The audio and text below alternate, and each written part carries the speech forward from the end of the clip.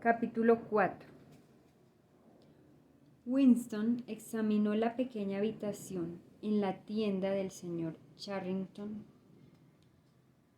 Junto a la ventana, la enorme cama estaba preparada con viejas mantas y una colcha raquítica. El antiguo reloj, en cuya esfera se marcaban las 12 horas, seguía con su tic-tac sobre la repisa de la chimenea. En un rincón, sobre la mesita, el pisapapeles de cristal que había comprado en su visita anterior brillaba suavemente en la semioscuridad. En el hogar de la chimenea había una desvencijada estufa de petróleo, una sartén y 2 copas, todo ello proporcionado por el señor Charrington. Winston puso un poco de agua a hervir.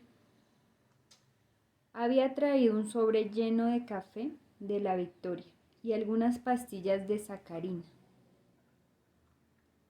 Las manecillas del reloj marcaban las 7:20, pero en realidad eran las 19:20. Julia llegaría a las 19:30. El corazón le decía a Winston que todo esto era una locura. Sí, una locura consciente y suicida. De todos los crímenes que un miembro del partido podía cometer, ese era el de más imposible ocultación. La idea había flotado en su cabeza en forma de una visión del pisapapeles de cristal reflejado en la brillante superficie de la mesita. Como él lo había previsto, el señor Charrington no puso ninguna dificultad para alquilarle la habitación. Se alegraba por lo visto de los $, que aquello le proporcionaría. Tampoco parecía ofenderse, ni inclinado a hacer preguntas indiscretas al quedar bien claro que Winston deseaba la habitación para un asunto amoroso. Al contrario, se mantenía siempre a una discreta distancia y con un aire tan delicado que daba la impresión de haberse hecho invisible en parte. Decía que la intimidad era una cosa de valor inapreciable, que todo el mundo necesitaba un sitio donde poder estar solo de vez en cuando, y una vez que lo hubiera logrado, era de elemental cortesía y en cualquier otra persona que conociera este refugio, no contárselo a nadie. Y para subrayar en la práctica su teoría, casi desaparecía añadiendo que la casa tenía 2 entradas, una de las cuales daba al patio trasero que tenía una salida a un callejón. Alguien cantaba bajo la ventana. Winston se asomó por detrás de los visillos.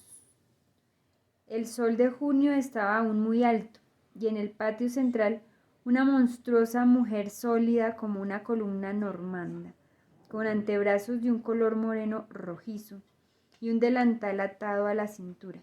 Iba y venía continuamente desde el barreño donde tenía la ropa lavada hasta el fregadero, colgando cada vez unos pañitos cuadrados que Winston reconoció como pañales. Cuando la boca de la mujer no estaba impedida por pinzas para atender, cantaba con poderosa voz de contralto. Esta es la canción. Era solo una ilusión sin esperanza, que pasó como un día de abril.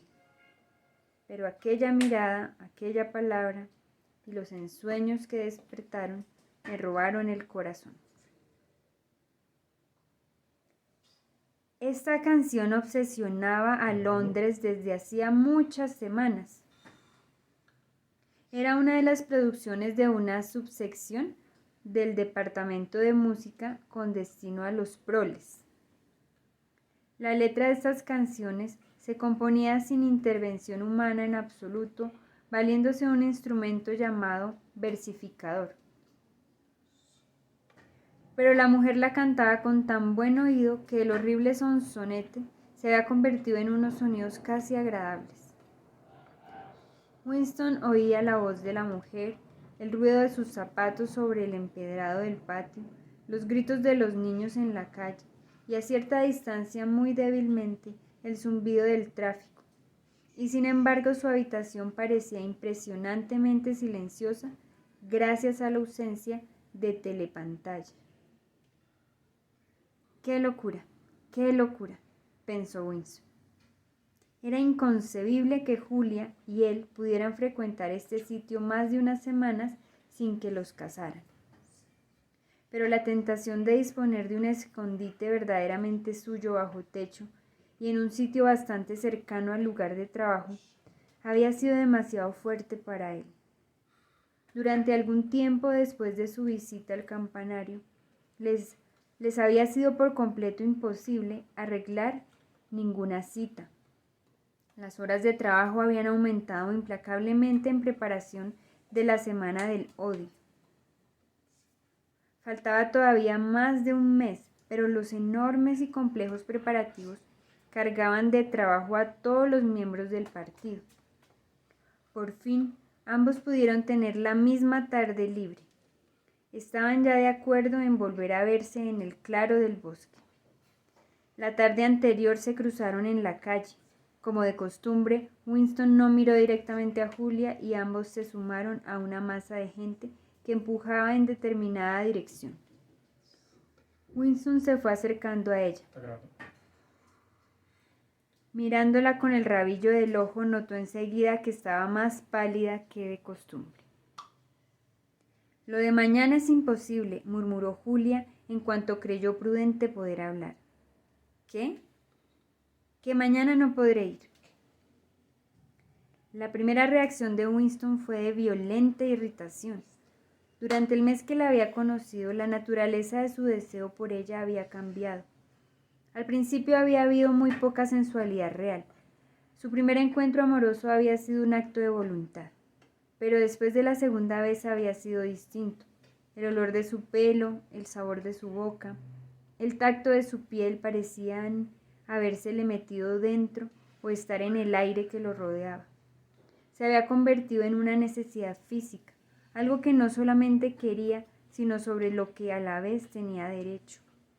Cuando ella dijo que no podía venir, había sentido como si lo estafaran, pero en aquel momento la multitud los aplastó, el uno contra el otro, y sus manos se unieron y ella le acarició los dedos de un modo que no despertaba su deseo, sino su afecto. Una honda ternura que no había sentido hasta entonces por ella se apoderó súbitamente de él. Le hubiera gustado en aquel momento llevar ya 10 años casado con Julia. Deseaba intensamente poderse pasear con ella por las calles, pero no como ahora lo hacía, sino abiertamente, sin miedo alguno, hablando trivialidades y comprando los pequeños objetos necesarios para la casa. Deseaba sobre todo vivir con ella en un sitio tranquilo sin sentirse obligado a acostarse cada vez que conseguían reunirse. No fue en aquella ocasión precisamente, sino al día siguiente, cuando se le ocurrió la idea de alquilar la habitación del señor Charrington. Cuando se lo propuso a Julia, ésta aceptó inmediatamente. Ambos sabían que era una locura. Era como si avanzaran a propósito hacia sus tumbas. Mientras la esperaba sentado al borde de la cama, volvió a pensar en los sótanos del Ministerio del Amor. Era notable cómo entraba y salía en la conciencia de todos aquel predestinado horror.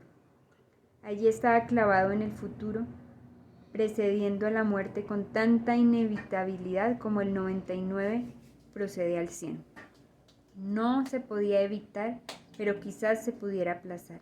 Y sin embargo, de cuando en cuando, por un consciente acto de voluntad, se decidía uno a acortar el intervalo, a precipitar la llegada de la tragedia.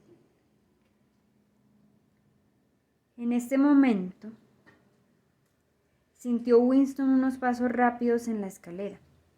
Julia irrumpió en la habitación. Llevaba una bolsa de lona oscura y vasta como la que solía llevar al ministerio. Winston le tendió los brazos, pero ella apartóse nerviosa, en parte porque le estorbaba la bolsa llena de herramientas. Un momento dijo: «Deja que te enseñe lo que traigo. ¿Trajiste ese asqueroso café de la Victoria? Ya me lo figuré. Puedes tirarlo porque no lo necesitaremos. Mira». Se arrodilló, tiró al suelo la bolsa abierta y de ella salieron varias herramientas, entre ellas un destornillador, pero debajo venían varios paquetes de papel. El primero que cogió Winston le produjo una sensación familiar y a la vez extraña.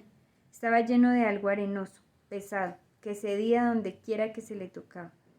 No será azúcar, ¿verdad?, dijo asombrado. Azúcar de verdad. No sacarina, sino verdadero azúcar. Y aquí tienes un magnífico pan blanco, no esas porquerías que nos dan, y un bote de mermelada. Y aquí tienes un bote de leche condensada. Pero fíjate en esto, estoy orgullosísima de haberlo conseguido. Tuve que envolverlo con tela de saco para que no se conociera por qué. Pero no necesitaba explicarle por qué lo había envuelto con tanto cuidado. El aroma que despedía aquello llenaba la habitación. Un olor exquisito que parecía emanado de su primera infancia. El olor que solo se percibía ya de vez en cuando al pasar por un corredor. Y antes de que le cerraran a uno la puerta violentamente, ese olor que se difundía misteriosamente por una calle llena de gente y que desaparecía al instante. El café, murmuró Winston, café de verdad. Es café del partido interior. 1 kilo, dijo Julie. ¿Cómo te las arreglaste para conseguir todo esto? Son provisiones del partido interior. Esos cerdos no se privan de nada, pero claro está, los camareros, las criadas y la gente que los rodea cogen cosas de vez en cuando. Y mira, también te traigo un paquetico de té. Winston se había sentado junto a ella en el suelo. Abrió un pico del paquete y lo olió. Es té auténtico. Últimamente ha habido mucho té. Han conquistado la India o algo así, dijo Julia vagamente. Pero escucha, querido, quiero que te vuelvas de espalda unos minutos. Siéntate en el lado de allá de la cama. No te acerques demasiado a la ventana y no te vuelvas hasta que te lo diga. Winston la obedeció y se puso a mirar abstraído por los visillos de muselina. Abajo en el patio la mujer de los rojos antebrazos seguía yendo y viniendo entre el lavadero y el tendero. Se quitó 2 pinzas más de la boca y cantó con mucho sentimiento. Dicen que el tiempo lo cura todo, dicen que siempre se olvida, pero las sonrisas y lágrimas a lo largo de los años me retuercen el corazón. Por lo visto se sabía la canción de memoria. Su voz subía a la habitación en el cálido aire estival, bastante armoniosa y cargada de una especie de feliz melancolía. Se tenía la sensación de que esa mujer habría sido perfectamente feliz si la tarde de junio no hubiera terminado nunca y la ropa lavada para tender no se hubiera agotado. Le habría gustado estarse allí 1000 años tendiendo pañales y cantando tonterías. Le parecía muy curioso a Winston no haber oído nunca a un miembro del partido cantando espontáneamente y en soledad. Habría parecido una herejía política, una excentricidad peligrosa, algo así como hablar consigo mismo. Quizás la gente solo cantara cuando estuviera a punto de morirse de hambre.